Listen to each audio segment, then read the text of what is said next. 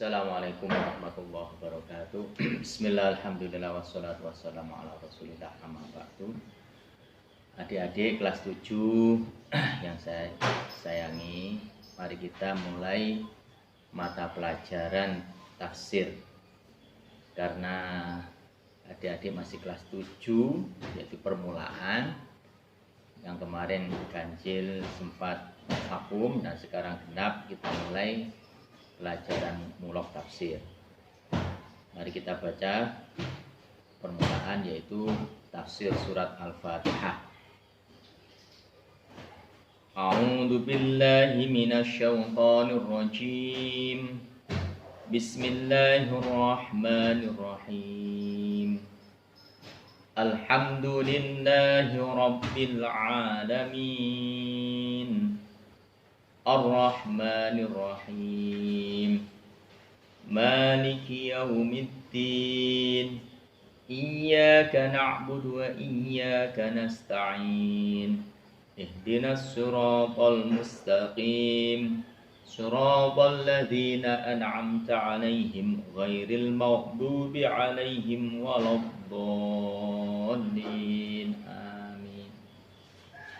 Mari kita baca dengan metode pesantren salaf, yaitu arti Jawa, lalu kita pahami. Untuk kajian Fatihah ini mungkin kita bahas, kita kaji menjadi 4 bagian, supaya kita betul-betul memahami dan mengerti dari Fatihah yang kita baca setiap hari 17 kali, sholat zuhur, asar, maghrib, isya, dan subuh. Itu 17 kali kita baca Fatihah. Untuk itu lebih kita mendalami, mari kita artikan. Bismillahirrahmanirrahim. Bismillahi kelawan nyebut asmane Allah. Ar-Rahmani zat kang welas asih ing dalem dunya akhirat. Ar-Rahimi tur zat kang asih ing dalem akhirat bloko. Itu kalau makna kiai-kiai sepuh. Ar-Rahmani zat kang welas asih ing dalem dunya akhirat. Ar-Rahimi zat kang asih ing dalem akhirat bloko. Kalau versi tafsir Jalalain, Ar-Rahmani ay al-mun'im bi jalailin ni'am, yaitu zat yang memberi nikmat dengan nikmat-nikmat yang besar. Contoh nikmat besar, yaitu dunia akhirat. Di dunia orang kafir, orang beriman, orang munafik, orang fasik, semua disayangi oleh Allah. Tapi Al-Rahimi ay al-mun'im bidaqaiqiha, yaitu zat yang memberi nikmat yang sangat-sangat lembut-lembut dan sangat-sangat jeli. Jadi beda Rahman dan Rahim. Kalau welas asih dunia akhirat Rahman, kalau Ar-Rahim asih di akhirat saja. Jadi kalau di akhirat orang kafir, orang yang tidak beriman, orang zalim, tidak ada kebagian rahmat dari Allah. Jadi Allah mempunyai sifat Rahman Rahim. Kalau arti Jawa, yang welas asih ing dalam dunia akhirat, Ar-Rahimi yang mengasihi di akhirat saja. Nah ini Bismillahirrahmanirrahim ini banyak pendapat ulama. Ada yang mengatakan sebagian ayat Fatihah, ada yang mengatakan bukan bagian dari suratul Fatihah. Tapi itu bukan ranah kita untuk membahasnya ya. Itu adalah ranah-ranah kita kalau nanti sudah dewasa, sudah kuliah. Kita yang penting fokus untuk memahami tafsir dan makna Fatihah saja. Makanya surat Fatihah ini diturunkan 2 kali. Sekali di Mekah ketika diwajibkan sholat, dan sekali di Madinah ketika kiblat dirubah. Berarti Fatihah turun 2 kali. Adil, karena apa? Dalam Quran itu ada 2, surat Makkiyah dan surat Madaniyah. Ini ciri-cirinya kalian nanti sudah paham. Kalau surat Madaniyah biasanya ya ayyuhalladzina amanu. Kalau surat Makkiyah ya ayyuhan nasu. Dan banyak ciri-ciri yang lain nanti kita bahas. Sekarang kita fokus dulu. Fatihah diturunkan berapa kali? 2. Satu di mana? Di Mekah. Yang kedua di Madinah. Di Mekah kapan? Ketika diwajibkan sholat, yaitu tahun 2 Hijriah, tahun 2 kenabian. Dan di Madinah ketika kiblat dipindah, dulu Rasulullah selama 2 tahun sholat menghadap Palestina, Baitul Maqdis. Kemudian tahun 2 Hijriah kiblat fawalli wajhaka syatrul masjidil haram. Pindahkanlah, palingkanlah Muhammad wajahmu ke arah Masjidil Haram. Jadi kiblat pertama ketika Rasulullah mulai diangkat jadi nabi sampai hijrah ke Madinah dapat 2 tahun, baru dipindah menghadap ke Ka'bah. Jadi surat Fatihah turun 2 kali. Pertama di Mekah ketika diwajibkannya sholat, itu setelah Isra Mi'raj. Tahun berapa? Amul Huzni, yaitu 10 kenabian. Jadi ketika usia Rasulullah 50 tahun, itu Rasulullah Isra dan Mi'raj. Ya, Isra Mi'raj oleh-olehnya apa? Sholat 5 waktu. Nah, setelah Isra Mi'raj inilah turun surat Fatihah. Dan kemudian usia 53 tahun Rasulullah hijrah. Setelah hijrah dapat 2 tahun di Madinah, sholat baru menghadap ke Baitul Maqdis. Setelah tahun kedua turun ayat lagi, fawalli wajhaka syatrul masjidil haram, Muhammad hadapkanlah wajahmu ke arah Masjidil Haram. Berarti berapa tahun itu? Usia 50 tahun, yaitu tahun 10 kenabian. Isra Mi'raj, turun kewajiban sholat, turun surat Fatihah. Kemudian usia 53 hijrah, dapat 2 tahun. Usia 55 turun lagi Fatihah. Berarti 5 tahun. Di Mekah Rasulullah ketika usia 50 tahun, di Madinah turun Fatihah lagi umur Rasulullah 55. Jadi selisihnya 5 tahun turun lagi surat Fatihah. Makanya Al-Fatihah disebut Masani. Masani itu artinya apa? 50-50. Apa adik-adik? Masani apa artinya? 2 kali atau 50-50. Karena apa? Separuh Fatihah turun di Mekah, separuhnya lagi di Madinah. Dan pendapat ini banyak ulama ahli tafsir, tapi yang paling banyak adalah pendapat yang pertama, yaitu turunnya di Mekah.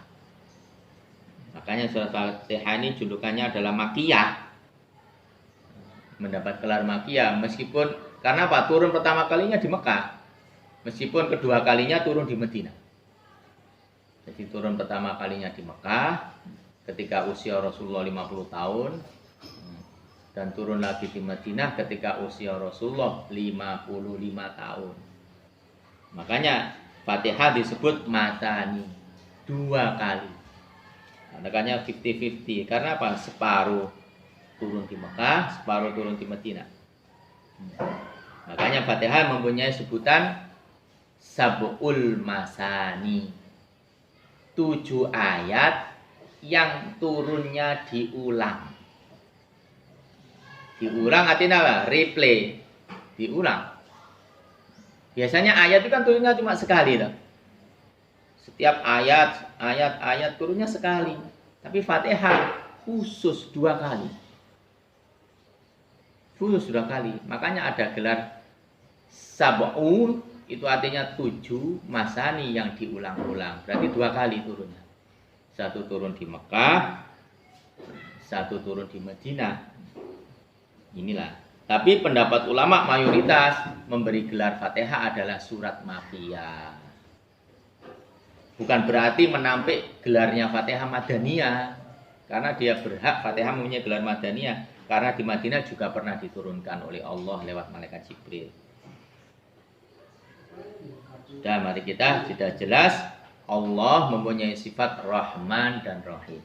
Rahman artinya yang mengasihi dunia akhirat, Ar-Rahimi yang mengasihi di akhirat saja. Alhamdulillahi Rabbil Alamin. Alhamdu utawi sekabehane puji kulillahi kedue Allah Rabbil Alamin kang mengerani alam kabeh. Jadi segala puji itu bagi Allah. Perlu kita ketahui puji ada berapa? Ada 4. Ada 4. Hamdul qadim alal hadis, hamdul qadim alal qadim, hamdul hadis alal qadim, hamdul hadis alal hadis. Puji Allah terhadap dirinya sendiri, puji Allah terhadap makhluknya, puji makhluk terhadap Allah yang ketiga. Nah, puji makhluk terhadap sesama makhluk. Jadi puji ada 4. Jadi misalnya kalian dipuji temannya, kamu kok pinter, jangan GR. Kalau kalian, kamu kok cantik, jangan, siapa dulu dong. Saya kan rajin belajar, makanya saya pinter, jangan. Kamu kok cantik, siapa dulu dong. Kan saya anak, gitu. Makanya kalau kita dipuji, ucapan Alhamdulillah. Jadi semua pujian-pujian, baik pujian Allah pada zatnya, pujian Allah pada makhluknya, pujian makhluk pada Allah, pujian makhluk kepada sesama makhluk, itu semua adalah milik Allah. 4 puji ini. Karena apa? Allah Rabbil Alamina yang mengatur seluruh alam, kang mengerani sekabehane alam. Alam itu apa saja? Ya, alam manusia, alam jin, alam malaikat, alam hewan, dan lain sebagainya. Makanya alam itu kan banyak. Alam jin, alam manusia, alam malaikat, alam hewan. Itu nyampe alam sendiri-sendiri. Makanya di sini Alhamdulillahirabbil alamin, segala puji bagi Allah. Segala puji bagi Allah. Makanya Rabbil Alamin yang dimaksud sini adalah yang mengatur seluruh alam. Yang mengatur seluruh alam. Jadi alam semua, baik jin, manusia, malaikat, dan alam hewan, ini semua Allah yang mengatur. Nah, alam itu apa? Masyiwallah. Alam adalah selain Allah. Baik itu malaikat, jin, manusia, surga, neraka, hewan, apa saja, planet-planet, galaksi, tata surya, terus bumi, langit, semua itu adalah alam. Makanya kita dengan begitu besarnya alam ini menunjukkan bahwa alangkah besarnya yang membuat alam. Alam saja kita nggak mampu untuk menghitung. Siapa dari kalian yang mampu menghitung? Coba. Alam itu selain Allah. Contoh kecil aja, rambut, atau rumput, atau gabah. Ayo, siapa yang mampu menghitung 1 karung gabah? Siapa yang sanggup? Guru matematika nggak akan bisa. Itu berapa biji gabah dalam 1 karung. Nah, sekarang angkat tangan yang jago matematika, hitung rambut di kepala itu berapa. Menghitung duit aja sering keliru.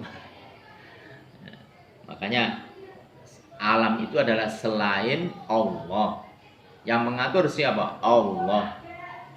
Itu menunjukkan bahwa kebesaran yang maha mengatur alam, yaitu Allah Subhanahu wa ta'ala. Jadi kita kalau melihat sesuatu yang mengagumkan atau mengherankan, jangan lupa kita memuji kepada yang membuat, yaitu Allah Subhanahu wa ta'ala. Jadi Allah yang telah membuat seluruh alam ini. Jadi Allah ini yang membuat. Jadi Allah itu al-mempunyai sifat al-qadim yang dahulu. Ya, alam ini adalah hadis. Artinya yang baru. Berarti kalau hadis butuh muhdis. Muhdis itu siapa? Yang menciptakan. Jadi alhamdulillahirabbil alamin. Makanya dalam arti alhamdulillahirabbil alamin. Makanya dalam rabbil alamin ini ada dua unsur. Targhib setelah tarhib. Makanya tadi sudah disebutkan Bismillahirrahmanirrahim. Ini menakut-nakuti kita. Allah maha belas kasihan di dunia dan akhirat, dan juga di akhirat saja. Yang di akhirat saja orang-orang beriman, kalau di dunia baik beriman atau tidak mendapat rahmat Allah, kasih sayang Allah. Tetapi kalau Rabbil Alamina, ini adalah memotivasi kita supaya kita termotivasi dan lebih senang mendekatkan diri pada yang mencipta alam ini. Makanya ini supaya kita lebih dapat melakukan taat dan lebih mampu menjauhi maksiat. Kalau kita sering mengucapkan alhamdulillahirabbil alamin. Alhamdulillahirabbil alamin. Contoh saja kita. Pagi-pagi kita jalan-jalan. Nggak tahunya waktu jalan-jalan kita di pinggir sawah, kita menemukan ikan besar. Coba, kalau kalian tidak menyebut nama Allah alhamdulillahirabbil alamin, maka akan timbul takabur, sombong. Karena saya hebat, saya lincah, saya cekatan, mampu menangkap ikan besar di pinggir sawah tadi. Tadi kalian kalau bicara alhamdulillahirabbil alamin, atas izin Allah yang maha kuasa menciptakan jagat langit bumi ini, pagi-pagi kok saya sudah dikasih rizki, ada ikan besar di pinggir sawah, di kali kecil, dan saya mampu menangkapnya. Alhamdulillah. Nanti saya goreng, saya masak. Nanti setelah zuhur kita masak, nanti setelah itu buat makan bersama dengan keluarga. Alhamdulillah. Makanya kalau orang sering mengucapkan alhamdulillah, akan lebih dapat pertolongan melakukan taat, akan lebih dapat pertolongan menjauhi maksiat. Contoh, kalian dapat ranking 1 saja. Kalau kalian nggak mengucapkan alhamdulillah, akan timbul sombongnya. Oh, karena saya rajin belajar, karena saya rajin membaca, karena saya rajin menggarap PR dan lain. Belum tentu. Banyak anak-anak yang rajin membaca, menggarap PR, tapi dia tidak bisa. Makanya kata alhamdulillahirabbil alamin ini adalah isinya targhib dan tarhib. Memberi peringatan atau agak menakut-nakuti diri kita, dan memberi motivasi supaya kita lebih mampu untuk melakukan taat. Makanya adik-adik, sering-seringlah, apalagi di saat-saat sekarang ini musim pandemi corona, sering-seringlah kalian mengucap alhamdulillah, alhamdulillah saya diberi keselamatan, tidak kena corona. Ibu saya, ayah saya, saudara saya, keluarga saya, alhamdulillah. Padahal di sekitar saya jadi rokok sudah ada yang kena. Alhamdulillah ya Allah. Ini berkat pertolonganmu. Berkat pertolongan siapa? Allah. Makanya alhamdulillah. Alhamdulillah saya bisa mondok, saya bisa belajar. Di sana ada teman-teman saya nggak bisa belajar. Karena apa? Membantu orang tuanya ke ladang, membantu orang tuanya ke pasar. Alhamdulillah saya bisa belajar, dikasih biaya sama orang tua. Bayangkan anak-anak yang nggak punya orang tua, mereka hidup di jalanan. Jangankan untuk belajar, hari-harinya hanya untuk di bawah lampu merah mencari rupiah. Makanya kalian harus bersyukur kepada Allah, masih diberi kesempatan bisa belajar. Jadi nikmat paling besar adalah nikmat apa? ilmu iman. Jadi kalian belajar ini sudah dapat nikmat ilmu iman. Adapun harta dunia itu ranking berikutnya, belakangan. Jadi taat itu adalah nikmat iman, taat, ilmu itu adalah ranking pertama. Begitu adik-adik, tolong kita pahami dalam kajian ini intinya adalah surat Fatihah mempunyai gelar apa? Ayo lupa. Sab'ul Masani, 7 ayat yang diturunkan 2 kali. Di mana? Mekah dan Madinah. Terus Fatihah ini diawali oleh Bismillah. Kalian sudah kontroversi. Bismillah ada yang mengatakan ayat Fatihah, ada yang mengatakan juga. Itu bukan bekas kalian. Dan puji ada berapa? 4. Puji Allah terhadap dirinya, puji Allah terhadap makhluknya, puji makhluk terhadap Allah, puji makhluk kepada sesama makhluk. Nah itu poinnya. Itu kita harus hafal. Jadi kalau kalian mendapat kenikmatan, kesuksesan, dipuji orang, jangan GR. Kita baca Alhamdulillah supaya semakin sukses, tidak takabur. Sudah cukup sekian. Semoga kalian lebih mensyukuri nikmat Allah. Walhamdulillahirabbil alamin. Assalamualaikum warahmatullahi wabarakatuh.